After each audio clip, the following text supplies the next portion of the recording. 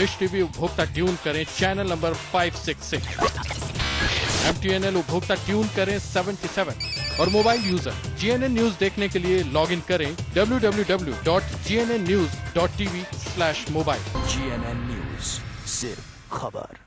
सांबर मसाला हो या चने का मसाला, कसूरी मेथी या देगी मिर्च, असली मसाले सच सच MDH।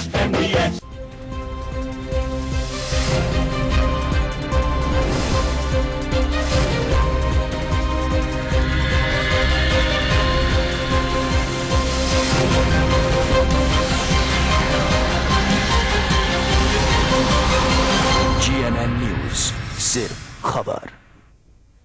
ब्रेक के बाद आपका एक बार फिर से स्वागत। हम बात करें उत्तर प्रदेश के चुनावी घमासान की, जहां पर आज अगर हम बात करें कांग्रेस की तो वहां पर रॉबर्ट वाड्रा और प्रियंका गांधी का बयान से काफी जो है खलबली मची हुई है और विपक्षी पार्टियां उस बयान पर काफी टीका टिप्पणी कर रही हैं, चुटकी ले रही हैं, एक दूसरे के ऊपर आरोप प्रत्यारोप भी लगाए जा रहे हैं। लगातार हम अपने दो खास मेहमान हरीश मिश्रा जी जो कि कांग्रेस के वरिष्ठ नेता हैं और साथ में पूर्णिमा सेठी जी जो कि बीजेपी वरिष्ठ नेता, उन पर इन मुद्दे पर ज्यादा बातचीत करें। साथ में हमारे दोनों संवाददाता कुमार संभव और रजनीश त्रिपाठी हमारे साथ न्यूज रूम से जुड़े हुए हैं। जिस तरीके से आज रॉबर्ट वाड्रा ने बयान दिया कि आगे सक्रिय राजनीति में वो भी अपनी भूमिका निभा सकते हैं, लेकिन जहां तक सवाल है कि प्रियंका ने उसको ये कहकर साफ मना कर दिया कि अभी वो अपने कारोबार से ही काफी खुश हैं। पूर्णिमा जी, क्या आपको लगता है कि क्यों राहुल गांधी की सफलता के लिए पूरा गांधी परिवार अब वाड्रा भी खुलकर सामने आने लगे हैं? क्या जरूरत लगती है आपको? मैंने जैसा पहले कहा कि मुझे लगता यह है कि जो वहां के चुने हुए प्रतिनिधि हैं उन्होंने उस सीट की अनदेखी की है और इसलिए जनता में कॉन्फिडेंस बिल्डअप करने के लिए हर चुनाव के मौके पर प्रियंका जी को इंदिरा जी का स्वरूप बनाकर एक किस्म से कि यही उनकी असली उत्तराधिकारी है बनाकर वहां भेज दिया जाता है हर चुनाव के मौके पर। और इस चुनाव के मौके पर रॉबर्ट जी भी बेसमय पहुंच गए शायद, क्योंकि इनके जो टाइमिंग्स ये जिस प्रकार से चाहते थे शायद कोइंसाइड नहीं किए, तभी उनसे इस प्रकार के बयान निकल गए जो आज काफी महंगे पड़ रहे हैं।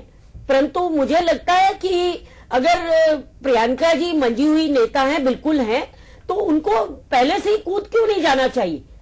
पूर्णिमा जी, प्रियंका जी तो हर तरीके से इंदिरा जी की रूप है ही।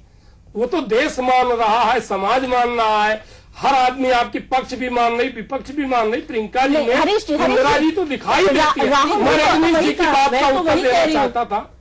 जी बिल्कुल, मैं रजनीश जी की बात का उत्तर देना चाहता था। रजनीश जी ने अभी आरोप लगाया था कि प्रियंका जी अमेठी नहीं पहुंच रही है, रायबरेली नहीं पहुंच रही, चुनाव के मुद्दे पे ही शायद पहुंचती हैं। रजनीश जी, मैं आपको इस चैनल के माध्यम से बताना चाहता हूं कि जितना समय प्रियंका जी रायबरेली या अमेठी में देती हैं, शायद देश का कोई भी सांसद उतना क्षेत्र अपने कस्बे में नहीं देता। 34 गुरुद्वारा रिकाबगंज रोड, आपके लोधी रोड और 10 जनपद EICC के दरवाजे हमेशा अमेठी के या रायबरेली कार्यकर्ताओं के लिए खुले रहते हैं। और प्रियंका जी की एक पिछले महीने की मैं आपको एक छोटी सी बात बताता हूं। अभी हमारे यहाँ गौरीगंज का एक हाजी साहब थे, उनको कैंसर हो गया था, राजीव गांधी अस्पताल में भर्ती हुए थे। प्रियंका जी उनको 3 बार देखने गई। माननीय श्रीमती सोनिया गांधी जी ने उनका हाल चाल पूछा फोन पर और स्वयं जाके उन्होंने देखा। हमेशा राहुल गांधी जी या सोनिया गांधी जी या प्रियंका गांधी जी का डायरेक्ट तार रायबरेली आप कह रहे हैं कि Rakabganj road, Lodhi road, Akbar road, ये सब अमेठी और रायबरेली के लिए खुले हैं। क्या हर छोटे काम के लिए रायबरेली और अमेठी का एक साधारण वोटर अफोर्ड कर पाएगा आज की महंगाई के अंदर दिल्ली पहुंचकर अपनी बात की सुनवाई करने के लिए, आने के लिए?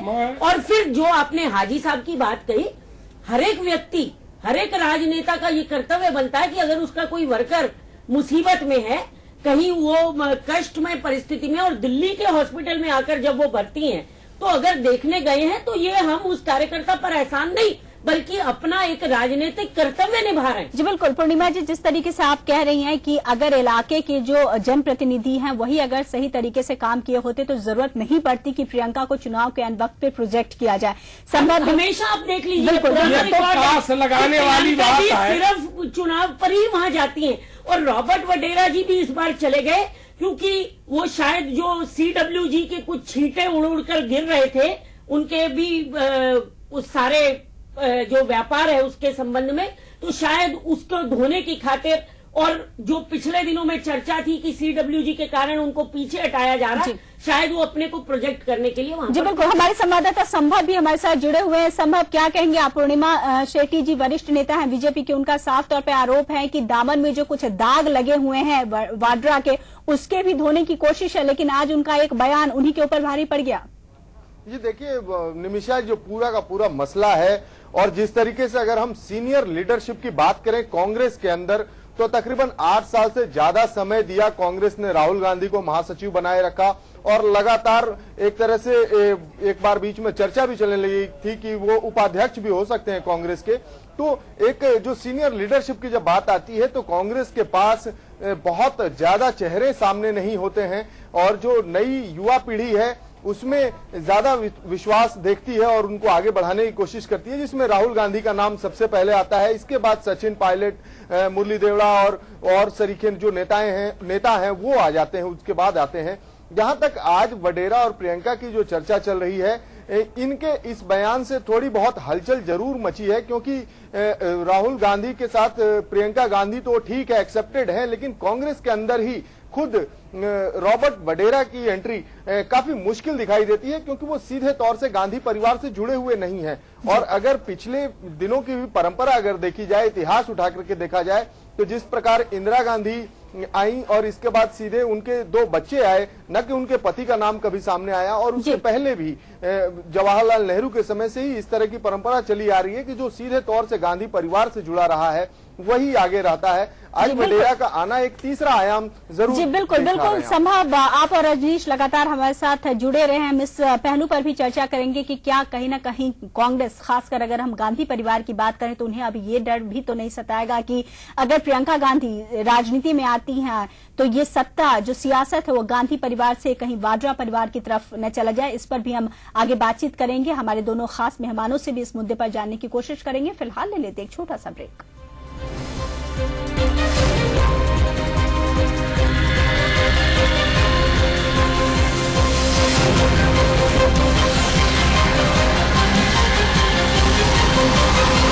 GNN न्यूज, सिर्फ खबर। GNN न्यूज देखने के लिए डिश टीवी उपभोक्ता ट्यून करें चैनल नंबर 566, MTNL उपभोक्ता ट्यून करें 77 और मोबाइल यूजर GNN न्यूज देखने के लिए लॉगिन करें www.gnnnews.tv/mobile। GNN न्यूज, सिर्फ खबर। MDH की दुनिया में आपका स्वागत है। वाह, क्या खुशबू है और स्वाद भी है। डिलीशियस। बादशाह तुसी ते मसाले ते चैन चाओ। आपकी मेहरबानी से। MDH, the real spice of India।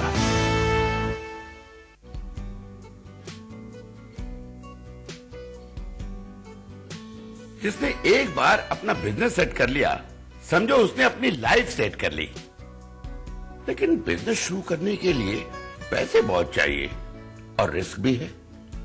मैं आपको एक ऐसा बिजनेस बताता हूं जिसमें इन्वेस्टमेंट नाम मात्र का है और रिस्क तो है ही नहीं।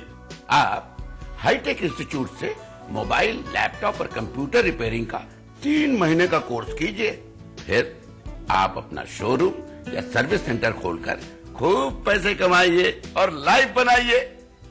भाई, हाथ का हुनर सीख जाओगे तो जिंदगी भर कमाओगे। मोबाइल, लैपटॉप और कंप्यूटर रिपेयरिंग तथा नेटवर्किंग तेजी से उभरते हुए क्षेत्र हैं और हाईटेक इंस्टीट्यूट के 1 लाख से भी ज्यादा स्टूडेंट्स इन क्षेत्रों में सफलतापूर्वक अपना भविष्य बना चुके हैं।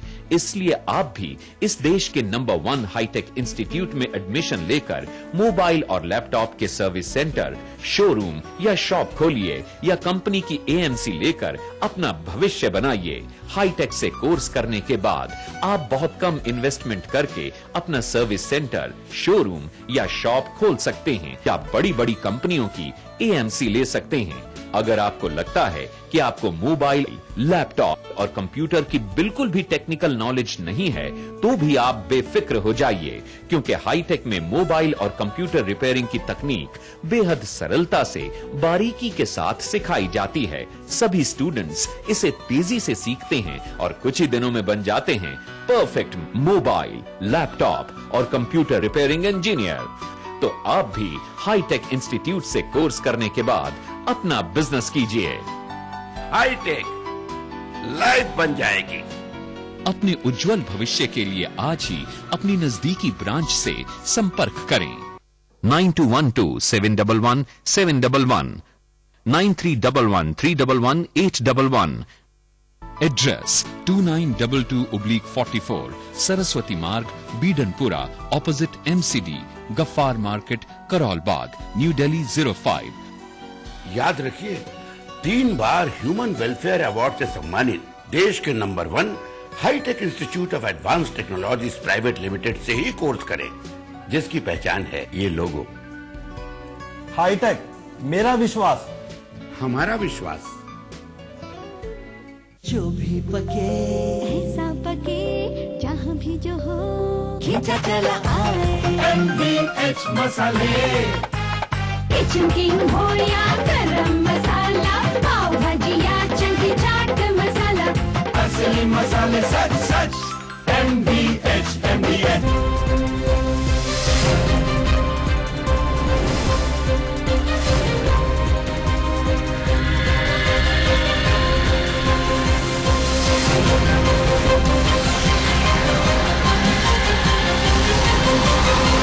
GNN न्यूज, सिर्फ खबर। ब्रेक के बाद आपका एक बार फिर से स्वागत है। हम बात कर रहे हैं आज उत्तर प्रदेश के चुनावी घमासान की, जहां पर अगर बात की जाए कांग्रेस की तो रॉबर्ट वाड्रा के एक बयान से एक सियासी हलचल मच गई है और विपक्षी पार्टियां भी जमकर निशाना साध रही हैं कांग्रेस के ऊपर। हमारे साथ 2 वरिष्ठ नेता हैं अलग अलग पार्टियों से। बीजेपी से हमारे साथ पूर्णिमा शेट्टी जी हैं और कांग्रेस से हरीश मिश्रा जी हैं। लगातार हमारे संवाददाता भी संभव और रजनीश न्यूज रूम से हमारे साथ बने हुए हैं। पूर्णिमा जी के पास चलते। पूर्णिमा जी, कहीं न कहीं राहुल गांधी को लगातार प्रोजेक्ट किया जा रहा है, राहुल के हाथ में सत्ता थमाने की बात आती है और गांधी परिवार ने बचाव के लिए जिस तरीके के आरोप पार्टियां लगा रही हैं कि राहुल को हमेशा प्रोजेक्ट किया, लेकिन राहुल का जो करिश्माई व्यक्तित्व है वो उभर कर अभी तक जनता के सामने नहीं आए, इसलिए परिवार के दूसरे सदस्य उनके बचाव में या उनके पक्ष में आते हैं। क्या कहेंगे आप? देखिए, ये तो फैक्ट है कि राहुल को ही प्रोजेक्ट सोनिया जी करना चाहती हैं। शायद तभी वो प्रॉपर टाइमिंग्स देख रही हैं कि एक बार राहुल पूरी तरीके से एस्टेब्लिश हो जाए तब प्रियंका को लाया जाए। और इस परिवार की तो पुरानी रीति नीति रही। विजयलक्ष्मी पंडित उसका उदाहरण रही।